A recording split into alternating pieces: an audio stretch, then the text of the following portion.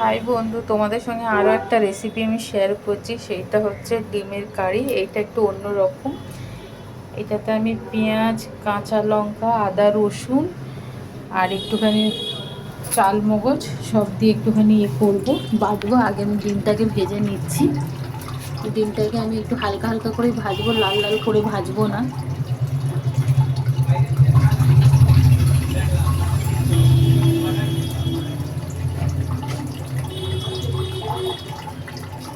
আমার ডিম ভাজা হয়ে গেছে। এবার আমি এইগুলো সমস্ত মশলাগুলোকে বেটে নেবো। এটা আমি একটুখানি তেলে নাড়াচাড়া করে নিচ্ছি। এতে টমেটোর আছে, পেঁয়াজ আছে, আদা রসুন আছে, কাঁচা লঙ্কা আছে, কাজু আছে আর একটু চালমগজ আছে। তো আমি এটাকে সব কটাকে একটুখানি নাড়াচাড়া করে নিলাম।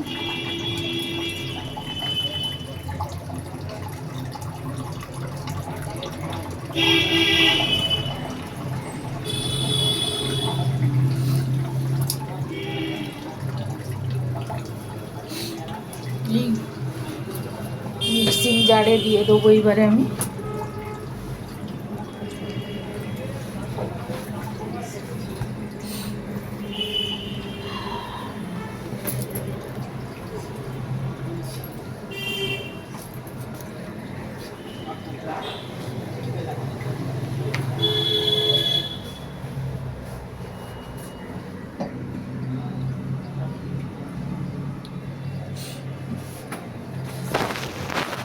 মিক্সিং জারে দিয়ে একটু বেটে নেবো সমস্ত মশলাগুলোকে।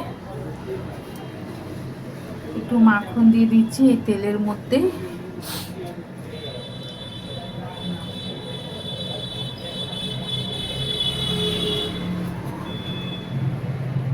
এবার কয়েকটা গোটা মশলা দিয়ে দিলাম, তেজপাতা দিলাম, দালচিনি আর একটা লবঙ্গ দিয়ে দিলাম।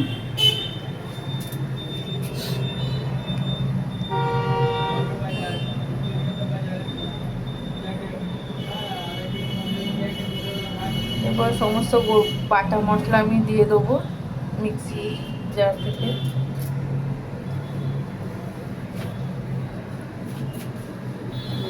বাটা মশলা দিয়ে দিলাম। এবার এই মশলাগুলোকে একটু কষে নেবো ভালো করে। কষে নিয়ে আমি এবার ডিমগুলোকেও দিয়ে দেবো।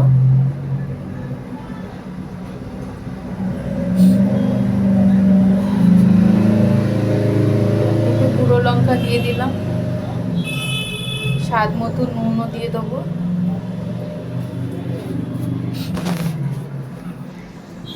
এবার ডিমগুলোকে দিয়ে দেবো, স্বাদ মতো নুন দিয়ে দিই।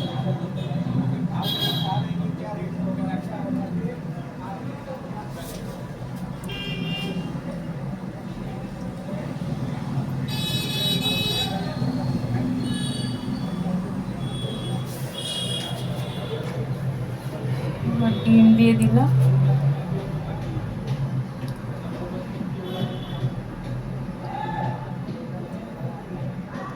আমি ডিম এবার দিয়ে এবার কষে নেবো আর একটুখানি। আমি বেশি ঝোল রাখবো না, মাখা মাখা করেই নামাবো।